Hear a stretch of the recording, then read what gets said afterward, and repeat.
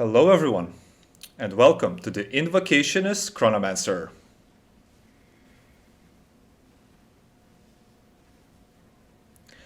So, this is by and large the most fun build I've made in this game so far. It is unbelievable. I love it.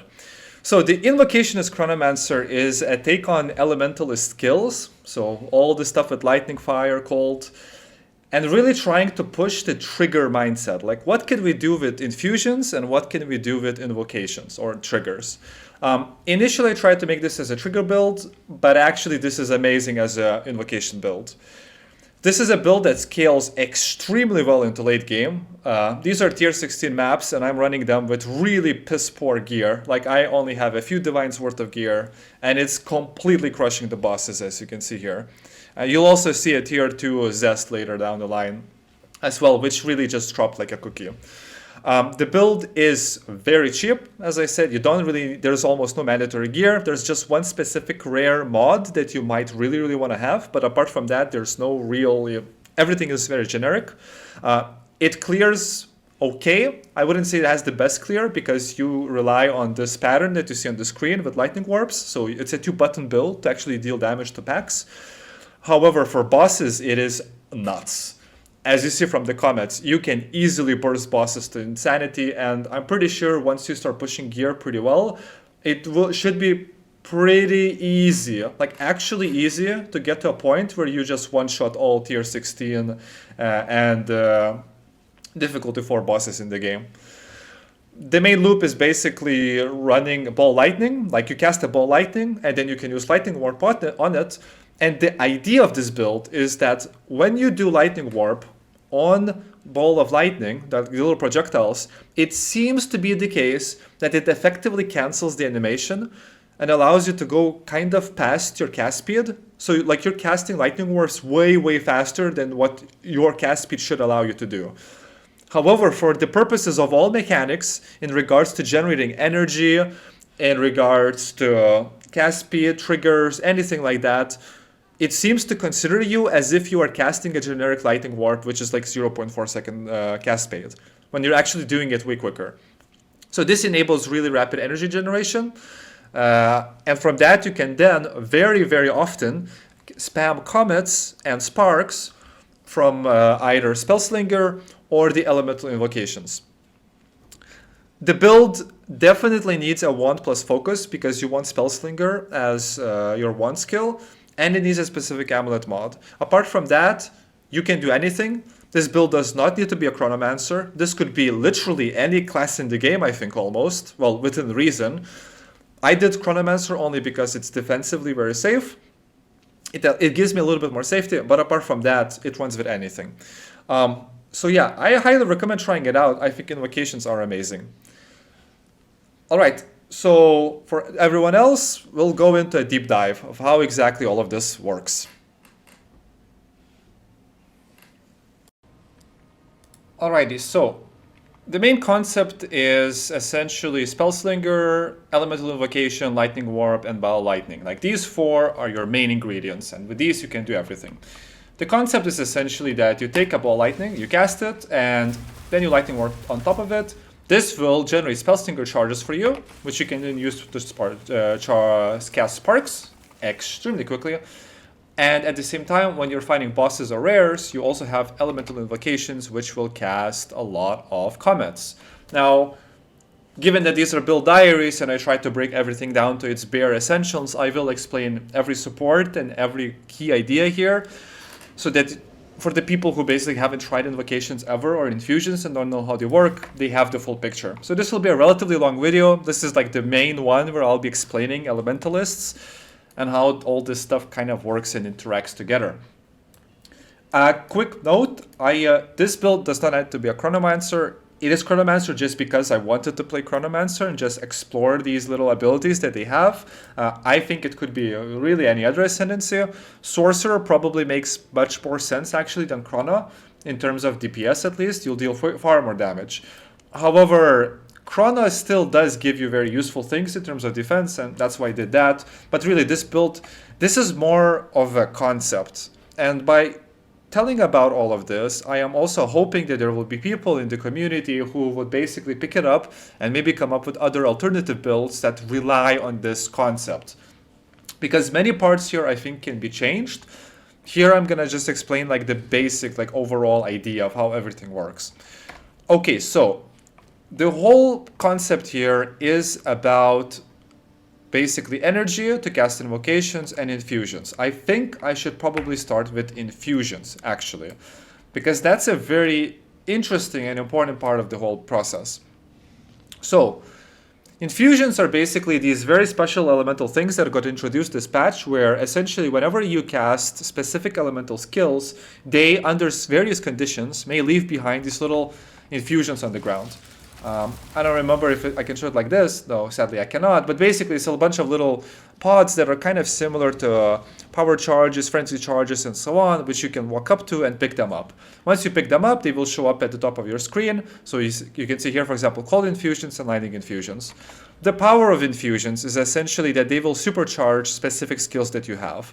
For example, in case of ball lightning, if you have a fire infusion, this will make it so that basically your ball lightning is not just going to shoot a few ball lightnings, but those ball lightnings are actually going to be, and I can show it, going to be fire ball lightnings that leave a burning ground and explode at the end.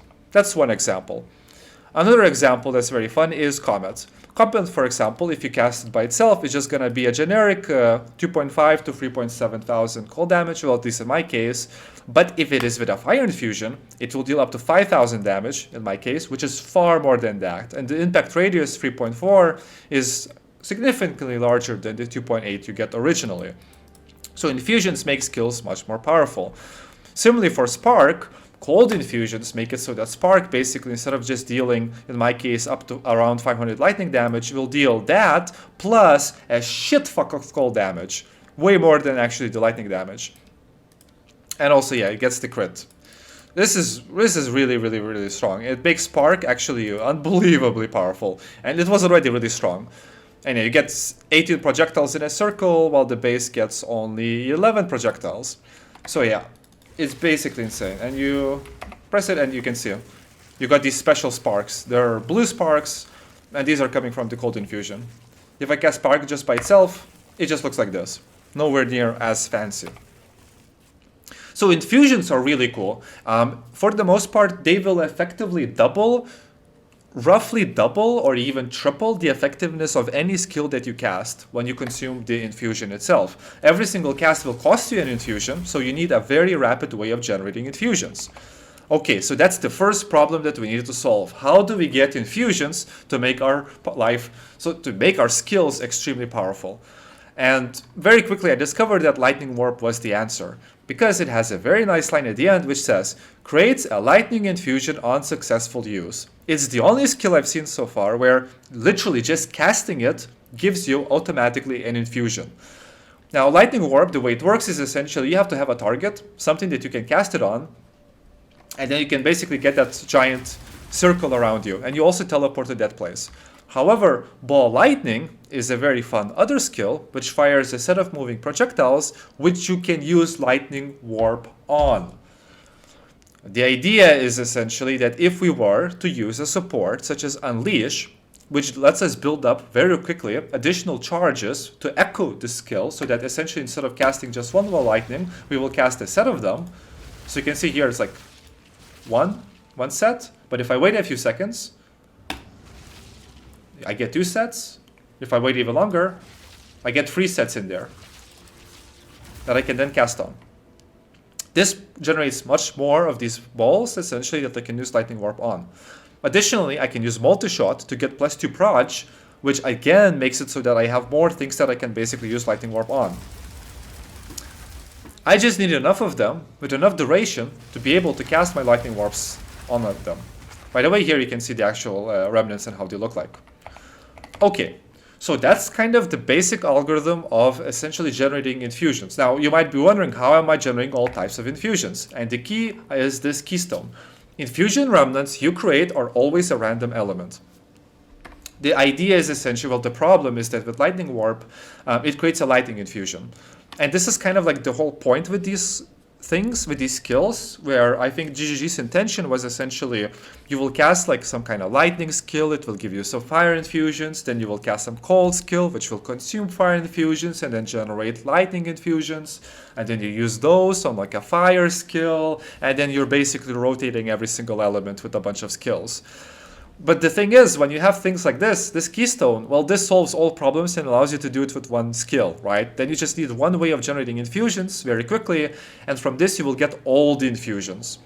Lightning Warp generates very quick infusions because even though it says it has a cast time of 0.5 seconds, and if I actually look at it, the cast time I have is 0.25. However, when I cast things, this, to me at least, looks faster than 0.25 actually. And also I can do Unleash and get even more. I think the idea is that essentially Ball Lightning somehow, when you use Lightning Warp on Ball Lightnings, it somehow kind of resets the cooldown or the animation. It does something funky here that makes it so you can cast it much quicker. At least that's my thinking about it. So yeah, so essentially this combo is really, really strong. So you get Unleash, you get Multi-Shot, and then the rest don't really matter. Prolonged Duration is nice because then they will last a little bit longer, right? Rapid Casting is really strong.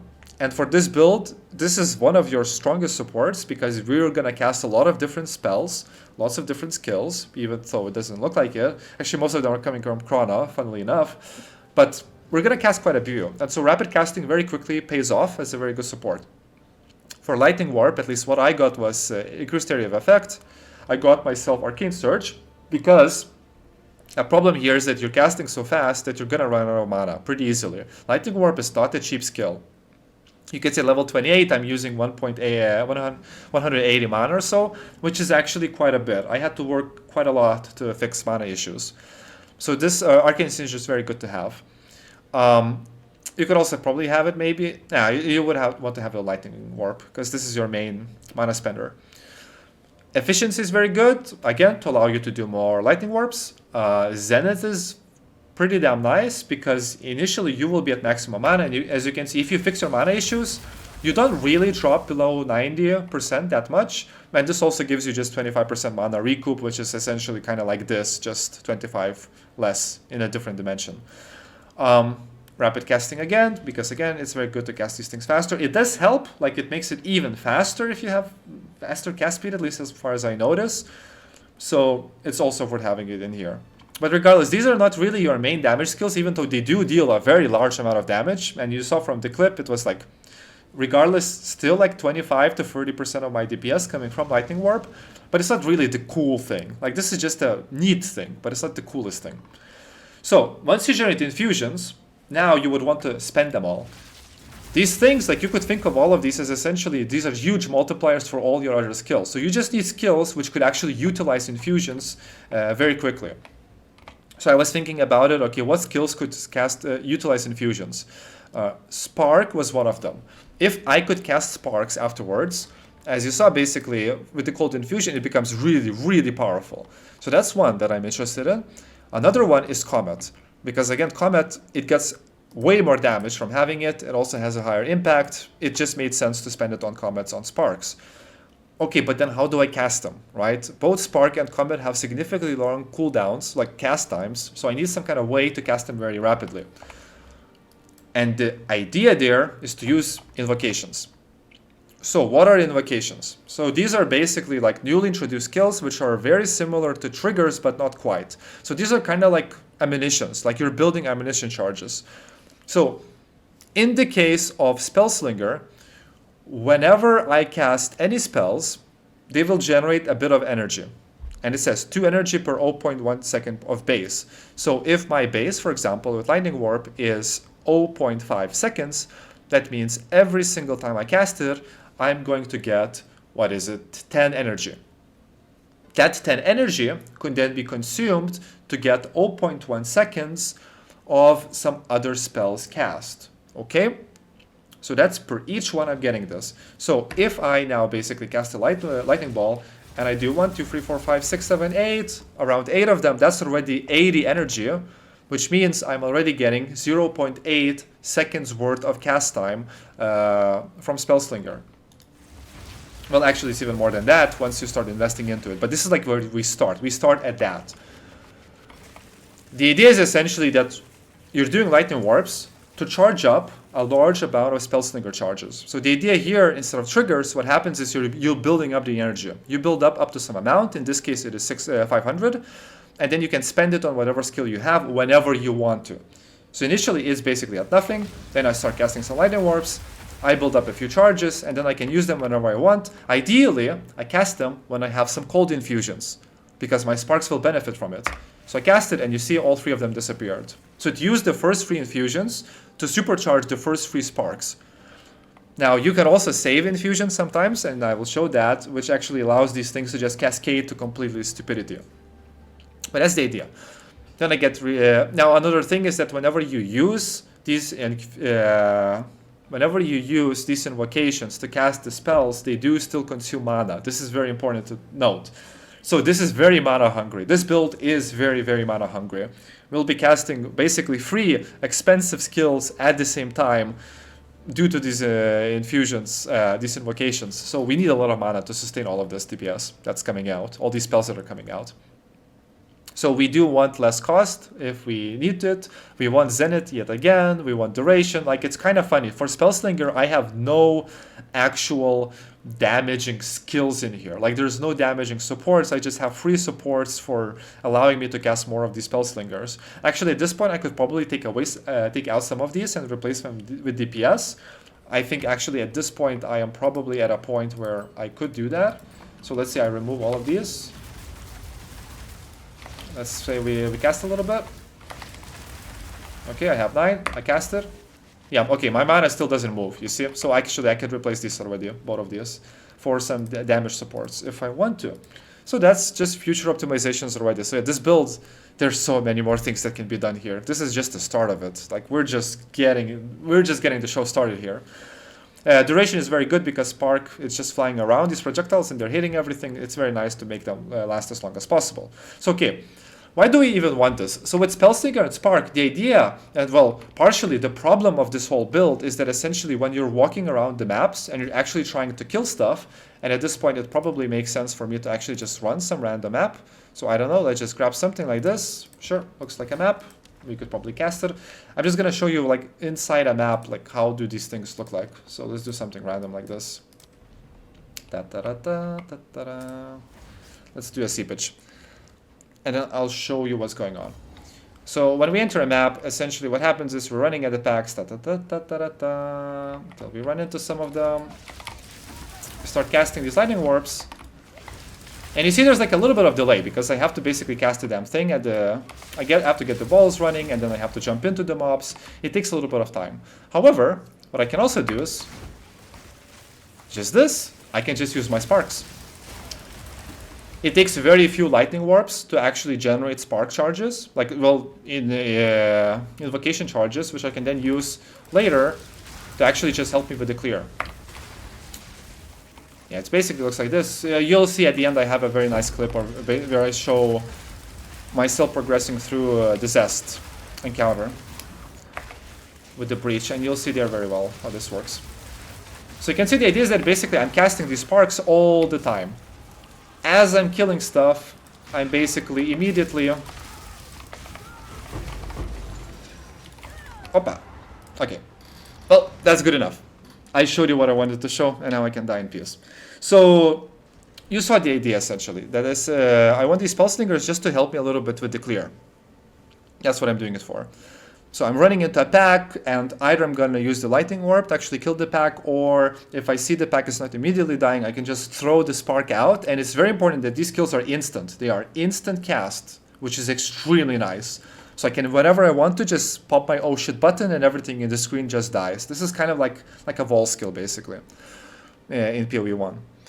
Okay, so that's Spellslinger. So we have that one primarily for just dealing with packs and just getting additional DPS out there. This thing is basically built on top of everything else. Like, this is passive. I don't need to do anything. Like, for Spellslinger, I just have to cast my Lightning Warps, and it will just be generating charges, like ammunition.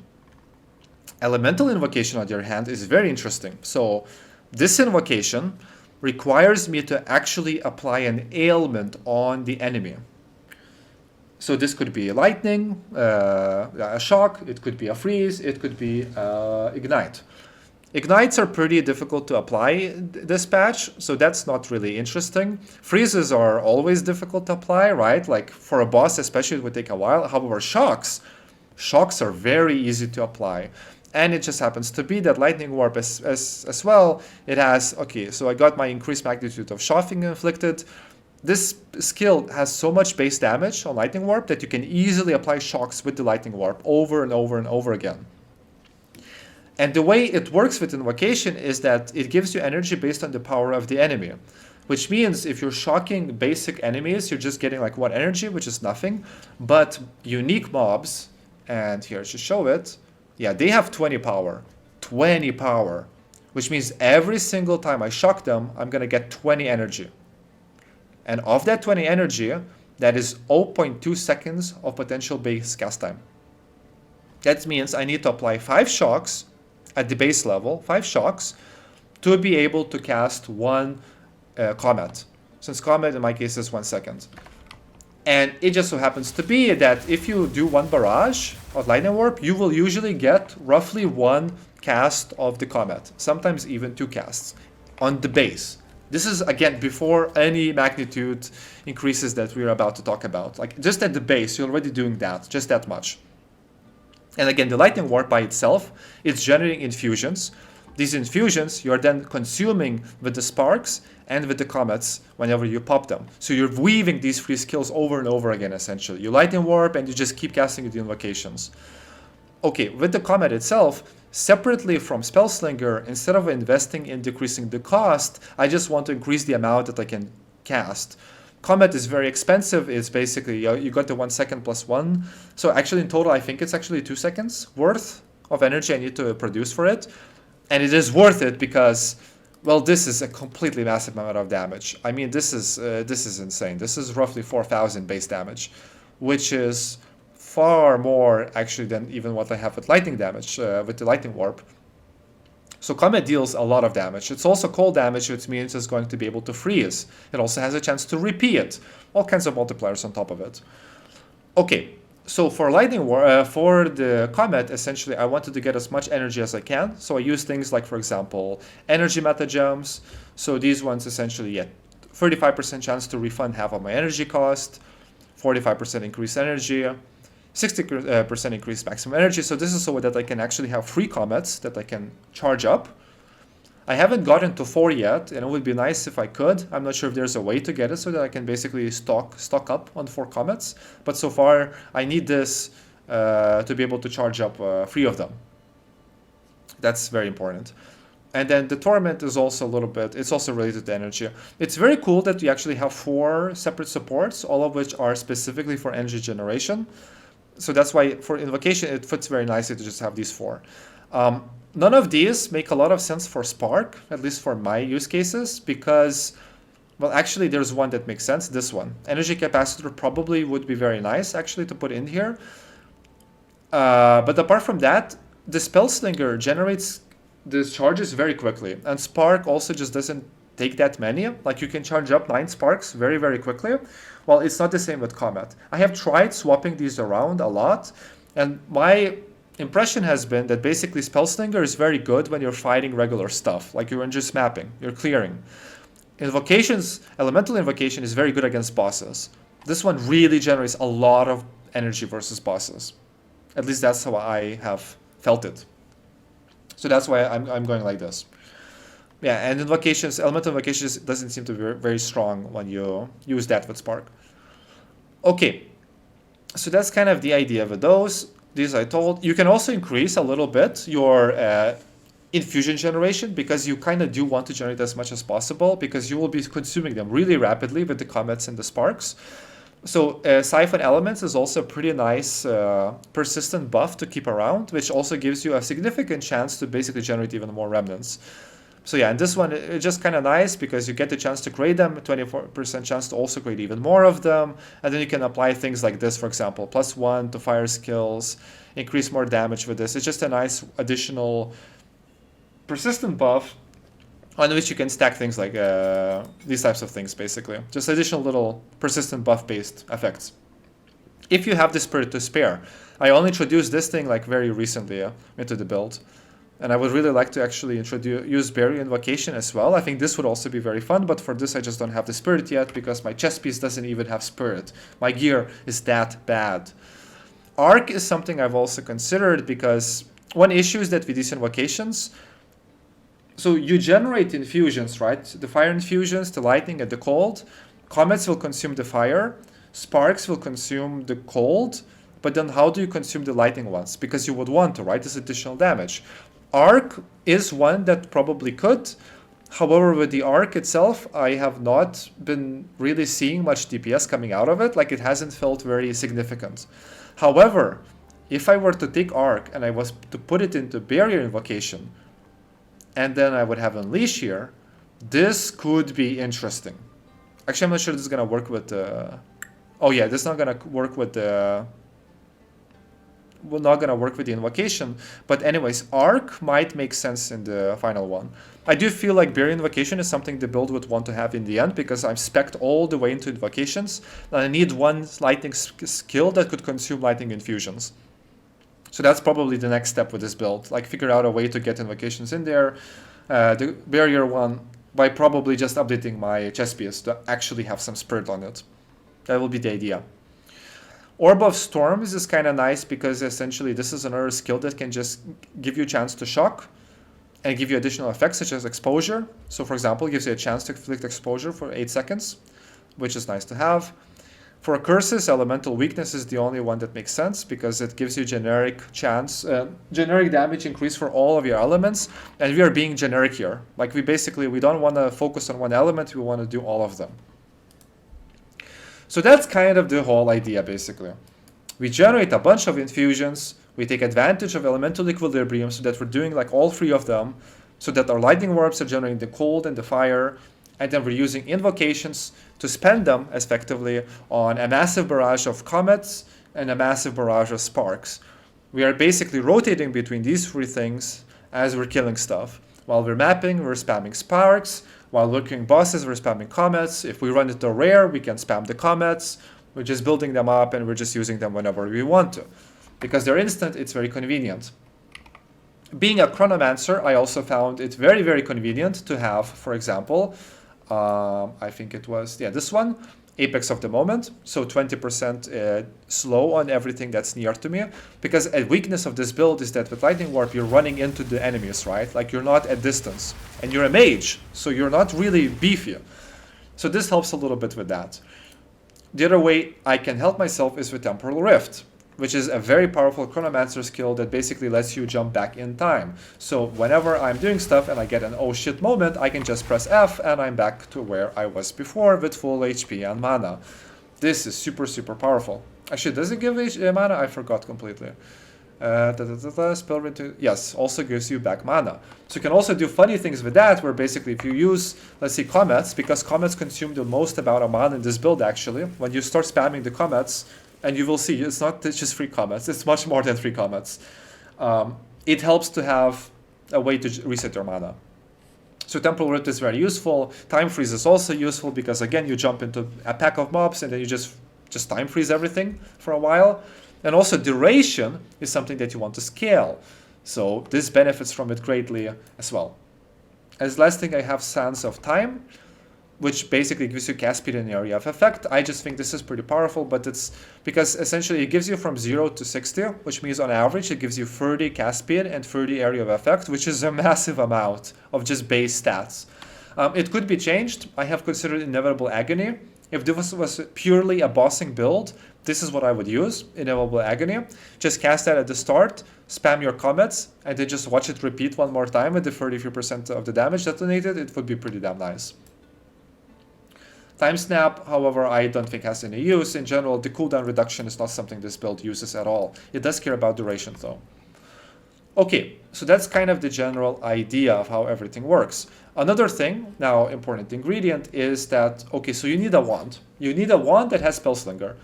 I think it's pretty important. You could get without it, like you could just live with comets for bossing, and just rely on Lightning Warp to just kill stuff. You can do that, that's perfectly fine. I just think that this is very strong just to help you map further. I've noticed many situations where it's just very convenient. Like you're jumping into Abyss pack and then you press this button and everything just dies. Even more damage than just what you get from Lightning Warp. So yeah, this type of one is very nice to just basically have the Spell Slinger. So that's one part of the story. Another part of the story is on your offhand, you want to have a stave which has Unleash. Unleash is a very fun little spell, well, a buff, that basically makes it so that your next skill will echo twice. Now, there's a very interesting thing here. And this is why I know that there's some kind of like shenanigans here. So what it says here is that once it repeals the skill goes on a cooldown, which is 1000% of its cast time. Well, not that, but basically the Unleash itself. Now notice this. So, okay, so I have, and wait, let me just check, was it of the base? Yeah, of the skill's cooldown. Okay, so now let's just do a little experiment. So we have Lightning Warp, and we see our cast time is 0.25 or so. Okay, 0.25. Now it should be 1000% of my cast speed. Okay, so this is gonna be what? 25 seconds. So it should add 25 seconds, or 2.5 seconds. Yeah, that makes more sense. 2.5 seconds to the cast of this. Now the thing is, I cast this, and let's do 10. This is up almost immediately. It's up quick enough that basically, once I cast the next Lightning Warp, while lightning, I can immediately use the Unleash again. And by the way, it's an additional spell that you're casting, which is helping you with not mysticism, with rapid casting. So the way it works is basically the way you really want to do it is you cast a ball lightning, you press Unleash, then you press your Lightning Warp, you will immediately get your first free, and a very important point, it's an echo. Echoes do not cost mana. That's a very important point here. This helps tremendously with mana sustain. So when you do Lightning Warps, your first two are basically for free. This is really strong because you're usually doing on average like 6 to 8, which means you're getting 25 to 33% reduced mana consumption effectively from the amount that you're casting. So yeah, Unleash is very powerful. You can get a cooldown reduction, you can give it rapid casting as well, because it has a 0.75, which you can decrease. You can give it duration just in case, so that when you press it, if something happens, you still have it on hold. And yeah, this helps quite a bit. So that kind of this combination, the Spell Slinger and the Unleash, this is very important from the weapon side, I would say. So that's basically everything with the skills themselves. Basically, the full algorithm is essentially you place down 2 Lightning Storms, Orbs of Storms. Then you place down a Curse. Then you do this, and da-da-da-da-da. Once you do this, you will get your Spark. If it's a boss, you will also get a shitload of Elemental Invocation cast, so a bunch of comets. You just slap everything down on the boss, and if your gear is good enough, you will one-shot pretty much anything. At least that's my impression. Okay, so now how do we scale this? Like, how do we increase everything? How do we go up? So going from the tree, if we go up, so you do need some defense. Like you cannot be naked because, as you saw earlier, like you saw the way I died to that little random elemental thing. You need quite a bit of elemental shield, energy shield. You cannot just go completely bare bones here. You're gonna be in melee stuff, so you need some defenses. So I did invest significantly into energy shield. So I got the little bit here, and I got a little bit here, and well, that's kind of it because. When I say I invest in defenses, that's all I mean by investing into defenses. I will be investing more later down the line. Interesting point, I'm only level 88. Just so you know. So this still is early in the process. Like this build is still going to become massively more powerful than it is right now. But yeah, some defense from elemental shield is pretty important. Energy shield is pretty important. You want chance to shock. You want to make sure that you have like basically 100% chance to shock, because every single shock you cast means more comets that you will get to cast. You want to invest into energy regeneration for sure, because that's a problem. Things like faster energy shield recharge are also very useful, just because, again, defensive layers, again, even more energy costs. Very important, this thing, efficient casting. So 20% increased mana cost efficiency is quite literally 20% less cost of skills. Like this is a ridiculously powerful node. Like this just gives so much, at 20% less cast cost basically. Really powerful. Because of this reason, my amulet is also anointed to this conservative casting, which is another 15% increased efficiency and some more mana regen. These two nodes are, I think, really, really, really important. Between the two of them, you get 35% mana cost efficiency, and you get a bunch of mana regen. Really powerful nodes. As we go up, we want to start investing into the remnants. So for example, 15% chance for remnants you create to grant their effect twice. So for example, you'll get 2 infusions.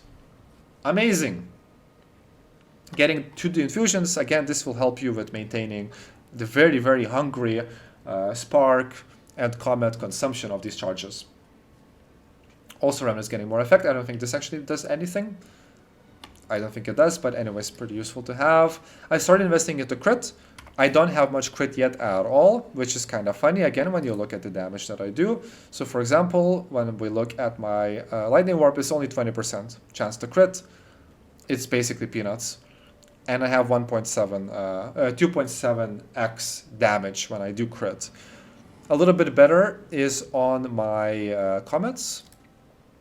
On the comet, it was a little bit more. Okay, it's only 24% right now. So I'm not even invested into crit, but I'm slowly getting there. Once it actually is a crit build, the damage will become completely silly.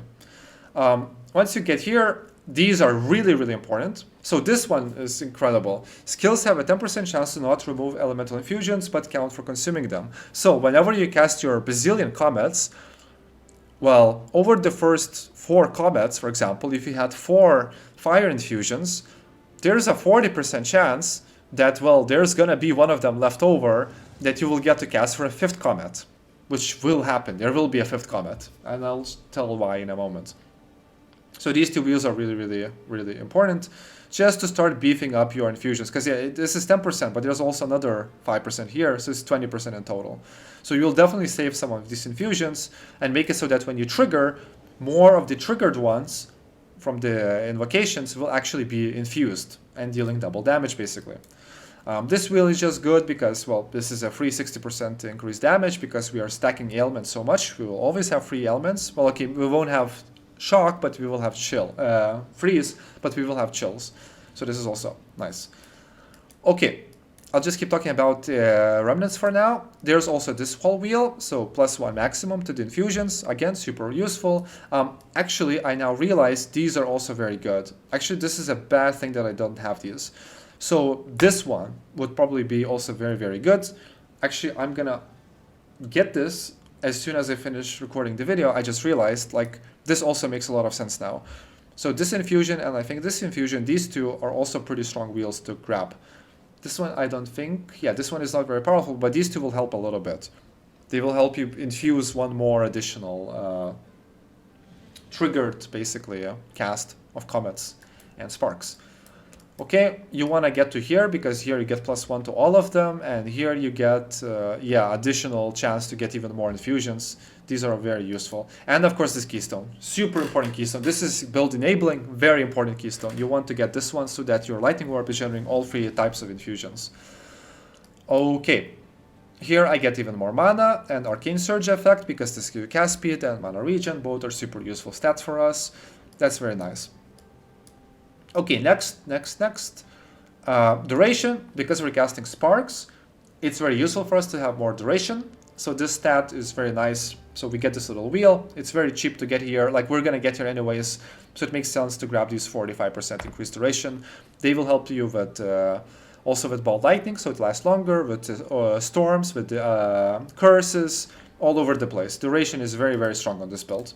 So we get some. Okay, last part. So these 2 wheels, these are super important. So these are the invocation wheels. So here's the thing, these are applying specifically for invocations. So you get 15% increased damage. And then this one. And this is a big part of the power. So invocation spells have a 40% chance to consume half as much energy. Wow. So this is effectively a 40% more multiplier to your damage with invocations, when you think about it. So when you cast 10 sparks, on average, you're actually going to cast about 14 sparks. Well, okay, not 14. This is going to be, okay, half the energy. So 2 additional sparks. Okay, it's 20% more damage. But still, it's a 20% more damage from one skill. Then again, these are consuming infusions. This is the type of stuff that allows you to basically, instead of casting 3 combats, you're going to cast like 10 combats. Like things like that can happen. And this is a big part of it. In the middle of the wheel, you have increased maximum energy. Again, this is useful just so you can stack up more combats in your thing. And of course, this is super important. Get your 24% increased energy generation. Because we need to generate a lot of energy because the combats are such a critical part of our DPS. Okay, this thing, by the way, Ritual Cadence, I tried this quite a bit. It's not good. Like, it would seem as if it should be good. It's not really good because you can generate so much more without this. Initially, actually, I think it's pretty good. Like once you start out, once you get into maps and you're not triggering yet very much, it might be pretty good. But as soon as you have a little bit more potential to actually inflict the elements, you have a little bit more ability to just basically cast a shitload of lightning, but lightnings and lightning warps and everything. I think this basically you start to become able to produce more of these triggers, more energy than what you can actually consume with Ritual Cadence. Like you want to be able to do massive amounts. And also there's these all things about repeats and triggers where this just stops you. So I don't think this is very good. I experimented with it a lot, it didn't work very well. Then you have a wheel over here. So here, for example, okay, mana cost efficiency and more damage with trigger spells, that's very nice. And then here you get even more energy, and then you get this one. 25% chance for trigger skills to refund half of the energy spent. Keep in mind. So this one makes it so we consume less energy. This one makes it so that we also can refund some of this energy. Consider that here, if you're not in the 40%, but you're in the other 60%, of that 60%, they will basically produce, there's a 1 in 4 chance for the 60% of your triggered skills, essentially invoked skills, to basically generate half the energy, when there are also 40% of the skills that will trigger off half of that energy. What's very important is that the way it works with these skills is that basically when you have a bunch of these charges and you press on them, what happens is basically you will never have any charges left over. So any energy that you basically got back, what happens is that it immediately gets expended again to further produce more casts. So if this and this, if you get very lucky with the way where you get the refunds and where you get additional energy, you can potentially trigger way more of these spells than you actually anticipated initially. So instead of getting 3 combats, you potentially could get 10 combats. And I have cases where I have had cases where I casted like 10 combats in a sequence. I posted a video on this actually. That was the last video. I think there was like 10 combats or something stupid like that.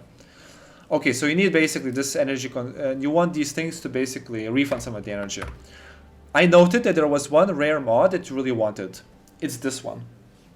Invocated spells have a 24% chance to consume half as much energy. I mean, this is really powerful, right? Because this 24%, it's basically going to stack up with this one. At that point, you're basically looking at 64% of your spells are only consuming half the energy, costing half of the energy, which is fantastic. So I think it's very, very good to get this mod. I don't think it's mandatory per se. I didn't get this for quite a while into the build. It still felt great, but this is definitely going to give you even more of a boost. I don't think there was anything else invocation based that was super critical. At least I don't remember. There was also, I think, here a little bit. Wait, was it in here? Yeah, there's also meta skills gain 8% increased energy. So you can also get jewels that also help a little bit for energy gains. But that's kind of about it. So these are all like the sources of using and expending energy that I have found so far. And they've been very, very useful. Okay, so about gear itself. Okay, so it's generic stuff. Just stack energy shield, get your resist, get life, get mana, because why not? So in my case, essentially, for example, the boots, again, also energy shield, movement speed, resists, increase energy shield recharge rate, because, okay, if we're playing ES, we want to get a bunch of that. Personally, I don't like energy shield. I really, really don't like energy shield as a mechanic. I hate the whole thing where you have to wait for it to start recharging again. Just not my cup of tea. But with this build, because this is not a Blood Mage, which by the way, Blood Mage would probably be absolutely insane with this build, just saying, because I'm a Chrono, Energy Shield just kind of made more sense, so we go with that. My build, complete shit. Like, this build just has 2 dead mods. Like, what am I doing here? Trash item. So these are, for example, all of these I got for like, I don't know, 10 exiles each or something like that. Rings get a bit more interesting. So I'm doing a tech, it's just the same tech that I did last league, well, 2 leagues ago when I played the Blood Mage. When I ran into mana issues, I have found, and I still see, breach rings with a mana modifier, so 40% catalyst on mana, with max rolled mana regeneration plus maximum mana to be very useful. So I have it on here, and I have it on here. Both of them with mana and mana regen. I just think this makes it so that the rings just give you a very large amount of mana. They're very helpful. I have considered with these rings to then get Ingenuity, but so far Ingenuity looks really so unbelievably nerfed that even with these 40% things, it's probably not worth it. I think I should just get like a, I don't know, like an Abyssal belt or something. That will probably work better. I haven't ran the math yet. Chess piece, complete trash. I don't know, like 20, 30 exiles or something to get this one. It just, okay, I just wanted to get as much energy shield for defenses and some resistances. And that's kind of it. Helmet, okay, again, the generic stuff. Get mana, get life, get some energy shield, get resist. That's it. Okay, so now we move on to the big 3 things. So the amulet. Amulet is where I invested the most. Now here's the thing, this amulet I just bought like an hour ago for 3 divines. I've also considered crafting it because I've been learning how the crafting system works this league, and I am starting to get it, like how to do this effectively. So I'm pretty sure I could craft this thing myself as well. However, because Invoke spells, this mod, I don't think it's a popular mod yet, because I assume that this build is not popular yet. I don't know, I don't really follow the community, I don't know what people play, but I assume this hasn't really picked up yet. So this mod, I think most people were treating it as a dead mod if they got this. And so this costed 3 divines, where maybe if this was actually a build that people played a lot with Invoke spells, then maybe this would actually cost a lot more than that. I've been playing without this for most of my time, so without the Spirit and without the Invoke spells, I just had +3 to all spell skills, which is super cheap actually. You can get that for way under a divine, and I was perfectly fine. This 24% for half, this is like what, 12% more damage on top of everything, I guess. So I say it's mandatory, so it's really super mandatory, but nevertheless, this Spirit is also not mandatory until you're actually able to get enough Spirit to get Barrier Invocation. For now, I just have it because it's going to make it easier for me to later change this chest piece so that one also has Spirit, but I will not need a lot of Spirit. I will just need enough to get to 60. Okay, now the bigger thing, so the wand. Again, this wand is cheap. I think I crafted it myself. I don't remember. Maybe I bought it for like 100 exiles or something. I just got +3, so there's room to improve here. I could get to +4 spell levels.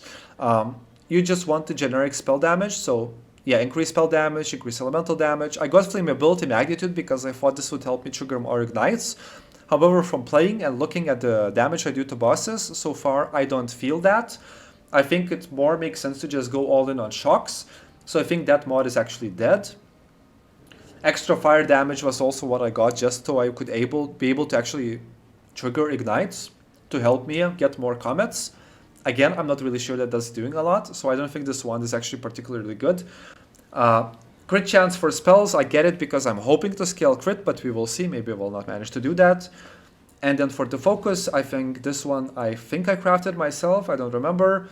I probably did because I was toying around. Yeah, because I was toying around with this recipe of how to craft this, where you do essences. So there's a recipe you can do where you basically the +3 to spells essence. It's very powerful to craft these focuses and wands. I'm not gonna go into details of how to do that, but it seems to be pretty easy to craft good stuff this league. So these both I made for like under 100 exiles each, if I remember correctly.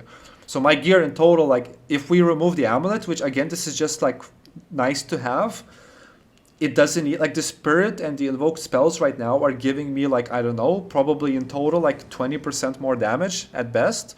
So totally ignorable. Apart from that, my gear is like summed up like 2-3 divines at best. I also, I don't know, most of this gear I got like 2 weeks ago, and then I just wasn't playing. I had other priorities. So yeah, something like this is fine. Get some cast speed is okay, I think, but again, I don't really see much difference with it. Mana regeneration is more important, if anything. You just want to get mana everywhere in mana regen just to help with the cast, because the combats will consume a lot of mana. And that's it. So yeah, invocations are fucking amazing. I think they're really cool. The playstyle is very fun. You're walking around the map and you're basically just casting these comets. You're casting these sparks as you're running around the map. I think it works very, very nicely.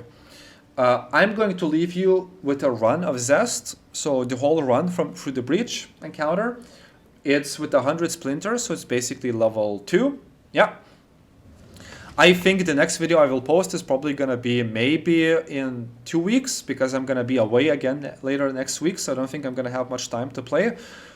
So somewhere after the endgame patch. And also there's going to be a patch, yay, it looked very nice.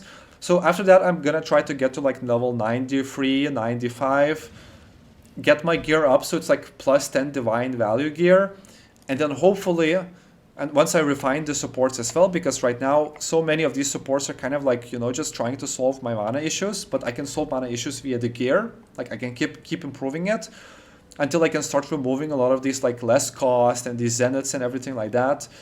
At some point, especially on the Comet, not the Comet, I think on the Spark, I need to improve the Spark tremendously. I think all of these could be removed and replaced with some kind of damage supports. I am hoping that the next video I post will be a video where I take like the last tier Zest and I just kill it in like 1 second. Like that's kind of my goal for this league. Like I want to, with this build, I just want to take one of these endgame bosses and just pop them in a second. Because from all the numbers I see so far and how shit my gear is and my level, how low my level is, how much I've invested into this random shit and nothing is optimized yet, I am very confident that this build could do insane numbers. Like, invocations, you could really like walk up to a boss, cast your 9 sparks, which will in practice be like over 15 sparks in one moment, cast your 3 comets, which in practice will be like 6+ comets, and just pop, kill anything, deal like 100 million damage in one frame. And that will be very fun, I think. And the build itself is also very fun. So yeah, I'll leave you with a little Zest video, and well, until next time. And please share your ideas, whatever you think about this, whatever other skills that you're using here. If you try to do these invocations, I think there's so much potential here.